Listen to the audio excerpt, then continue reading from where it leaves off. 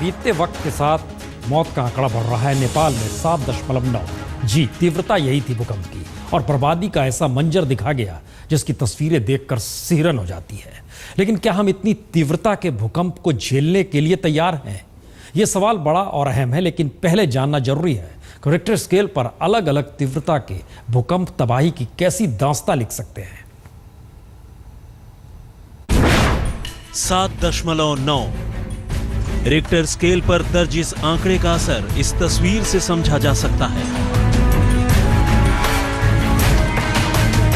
जी, डोलती जमीन, शोर से गूंजता आसमान, और इंसान ही नहीं परिंदों के भीतर भी खौफ। यह मंजर है काठमांडू के दरबार स्क्वायर का।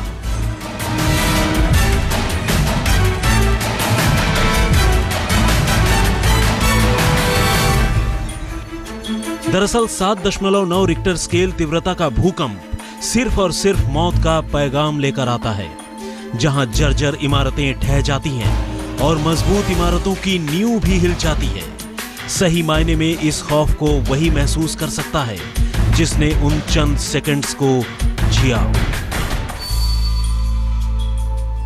एक बार अगर आप उसको अपनी आंखों से देखते हैं, उसके जो दहशत होती है वो महसूस करते, तो आपको लगता है कि हर बार अगर आप चलते भी है रास्ते में तो आपको लगता है कि ये धरती हिल रहा है और कहीं ये फटने वाला है, ऐसा लगता है। और आदमी इस कदर भाग रहा है कि इसको कहाँ भागे, भागने का जगह नहीं है। बहुत परेशान आदमी, माने नफ्सी के आलम है। इस तरह तो हम लोग कभी जिंदगी में देखा नहीं है सर। नेपाल का जबरदस्त भूकंप तबाही का खौफनाक खेल खेल कर गुजर गया। भूकंप का असर भारत के कई राज्यों में भी हुआ, लेकिन सवाल गुजरे हुए भूकंप का नहीं, आने वाले भूकंप की आशंकाओं का है।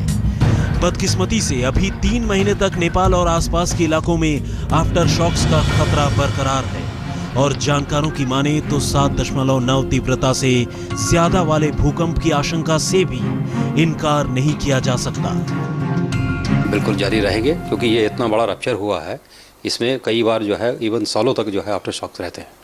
लेकिन यह निर्भर करता है वहाँ की लोकल जियोलॉजी के ऊपर भी। रिक्टर स्केल पर भूकंप की अलग अलग तीव्रता तबाही की अलग अलग दास्तान लिखती है।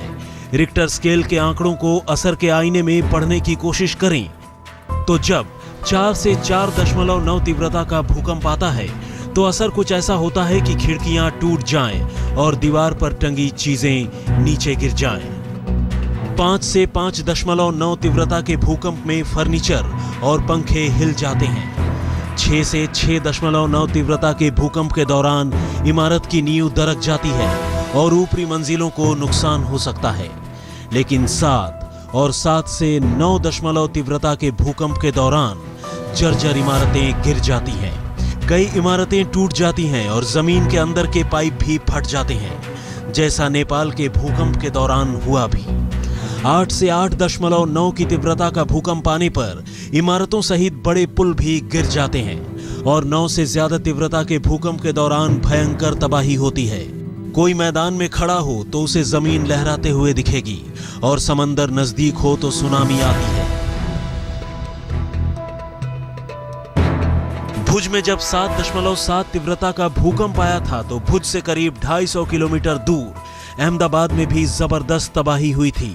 यानी देश में कहीं भी बड़ा भूकंप आया और जद में दिल्ली हुई तो भयंकर नुकसान की आशंका से इनकार नहीं किया जा सकता। तो सवाल यही है कि क्या हम भूकंप से निपटने के लिए तैयार हैं? क्या देश की राजधानी दिल्ली में भूकंप आया तो दिल्ली सुरक्षित रह पाएगी? क्या दिल्ली की ऐतिहासिक इमारतें जलजले के वक्त ढह नहीं जाएंगी?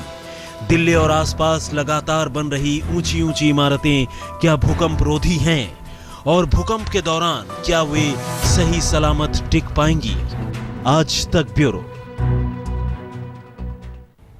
नेपाल के भूकंप को देश के कई राज्यों के साथ दिल्ली में भी दरअसल महसूस किया गया, और बावजूद इसके कि भूकंप का केंद्र दिल्ली के तकरीबन 1100 किलोमीटर दूर था। दिल्ली सहमी जरूर, तो सवाल यही है कि अगर भूकंप का केंद्र दिल्ली से चंद किलोमीटर की दूरी पर कहीं हो तो फिर इस दिल्ली का क्या होगा?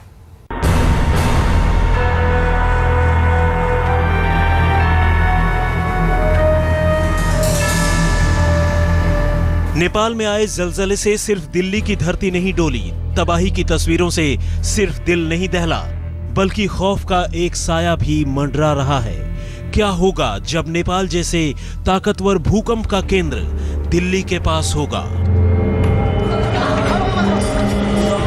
नेपाल में आए भूकंप से डोलती दिल्ली का ये हाल तब था जब उस जलजले का केंद्र 750 किलोमीटर दूर था।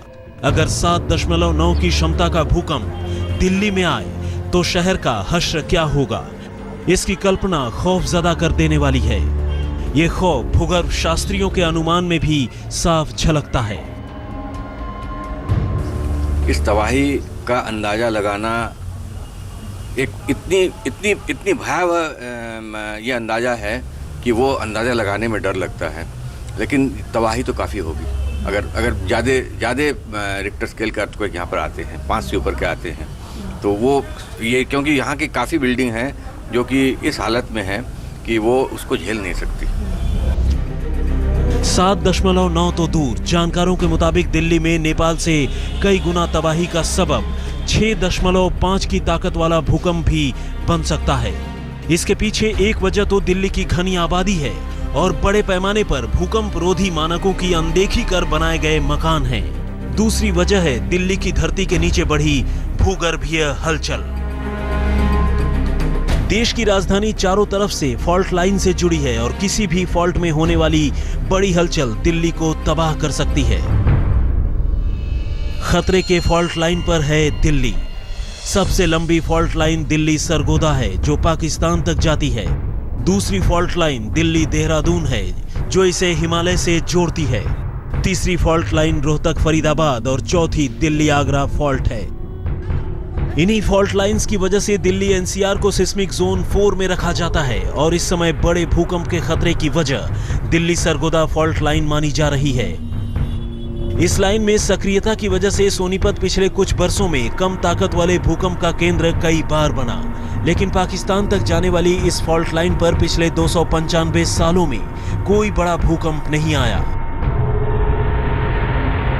2005 मुजफ्फराबाद, 1555 में यहाँ एक श्रीनगर में आया था, 1980 में आया था, 1975 में ये किन्नौर अर्थक्वेक आया था, ये उत्तरकाशी, चमोली, है ना, 1720 में यहाँ आया था। तो ये सारे के सारे अर्थक्वेक्स जो हैं ये सारे प्लेट टेक्टोनिक्स की वजह से हैं, सारे थ्रस्टिंग एनवायरनमेंट में हैं। दिल्ली पर खतरा सिर्फ लोकल फॉल्ट लाइन ही नहीं बल्कि हिमालय में बढ़ी भूगर्भीय हलचल भी है। नेपाल में आया भूकंप इसका तो एक नमूना है।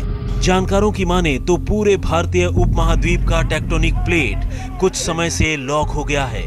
इसमें लगातार बढ़ता तनाव किसी दिन इसमें दरारें पैदा कर सकता है।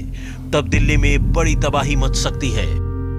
दिल्ली के पास में अगर जो हिमालय का जो है काफ़ी नज़दीक है, अगर वहाँ कोई बड़ा भूकंप आता है तो दिल्ली में भी उसका असर हो सकता है। और कितना मैग्नीट्यूड होगा उस हिसाब से उसकी असर क्या होगी वो बता सकते हैं। अगर ऐसा भूकंप आया तो इसके लिए कितनी तैयार है दिल्ली? वक्त आ गया है इस सवाल पर भी गौर किया जाए, क्योंकि नेपाल में आया भूकंप दिल्ली की धरती के साथ दिल भी दहला रहा है। सिद्धार्थ तिवारी के साथ आज तक ब्यूरो।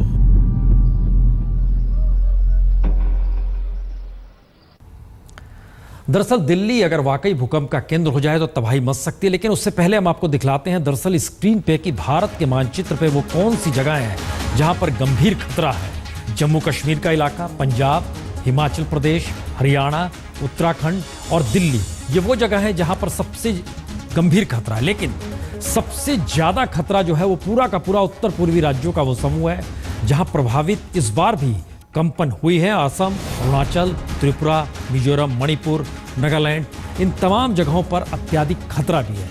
दिल्ली में भूकंप से सबसे ज्यादा तबाही यमुना किनारे बसे इलाकों में ही बताई जाती है और भूविज्ञानिक इस इलाके में भारी नुकसान की आशंका जताते हैं। हमारे संवाददाता सिद्धार्थ ने आईआईटी रुड़की के भूवैज्ञानिकों से समझने की कोशिश की कि आखिर यमुना इलाके में खतरे की वजह है क्या।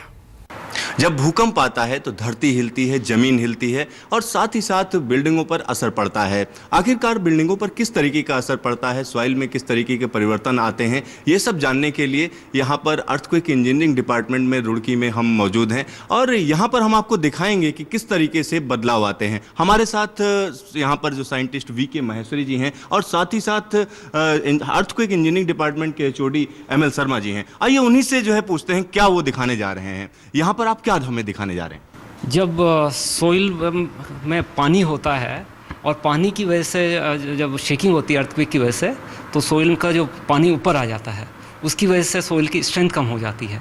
स्ट्रेंथ कम होने से जो फाउंडेशंस जो बनाते हैं वो वीक कमज़ोर पड़ जाती है और कमज़ोर होने की वजह से मकान अर्थक्वेक में गिरने लगते हैं। तो पोर वाटर प्रेशर कितना बढ़ेगा, कितनी शेकिंग पे कितना बढ़ेगा, वो सब हम मेज़र करते हैं और उसको मेज़र करके हम ये जान सकते हैं कि सोइल की स्ट्रेंथ पे कितना फ़र्क पड़ेगा। जो मॉडल्स हैं वो फाउंडेशन को रिप्रेजेंट कर रहे हैं। ये हमारी नॉर्मल फाउंडेशन जो कि स्ट्रिप फुटिंग होती है, जो ये आइसोलेटेड फुटिंग बोलते हैं, उसको रिप्रेजेंट कर रहा है। तो इसको हम यहाँ रख रहे हैं अभी, जैसे ये सरफेस पे ही है। ये दूसरा है जो कि इससे बेटर है, ये राफ फाउंडेशन को रिप्रेजेंट कर रहा है। और ये थर्ड मॉडल है जो कि डीप फाउंडेशन और पाइल फाउंडेशंस हैं, लाइक कॉलम्स। तो ये इसको हम जब रखते हैं तो अब जब हम इसको अर्थक्वेक को सिमुलेट करने के लिए इसको शेकिंग देंगे तो हम देखेंगे कि तीनों डिफरेंट तरह की जो फाउंडेशंस है उनका बिहेवियर कैसा रहता है। ये प्रयोग ये दिखाएगा कि अलग अलग फाउंडेशन और अलग अलग सॉइल टाइप में भूकंप में वो कैसे बिहेव करते हैं और आगे हमें इसका कैसे ये आप देख सकते हैं। ये अब इसे स्टार्ट किया जा रहा है कि कैसे जो है ये बिहेव करता है। जब भूकंप आता है तो इसमें अमूमन जो मूवमेंट होते हैं वो हॉरिजॉन्टल मूवमेंट हो ज़्यादा होते हैं। यहाँ पर आप देख सकते हैं किस तरीके से ज़मीन के अंदर जो है नीचे जो आपको पहले बालू जो है एकदम साफ दिखाई दे रही थी, उसके नीचे से आपको अचानक पानी आता हुआ दिखाई दे रहा है। जब बड़ा भूकंप आता है तो इसी तरीके से ज़मीन हिलती है और जो नदी के किनारे के आसपास के इलाके होते हैं उसमें जो पहले पानी नहीं दिख रहा था, तो इस तरीके की स्थिति पैदा हो सकती है। तो आप देख सकते हैं कि यहाँ पर जो परिवर्तन है, जो बड़े भूकंप में दिल्ली के आसपास अगर यमुना की बात करें या बड़ी नदियों की बात करें, गंगा के आसपास के इलाकों की बात करें, तराई में बात करें, तो वहाँ इस तरीके की स्थिति पैदा होगी।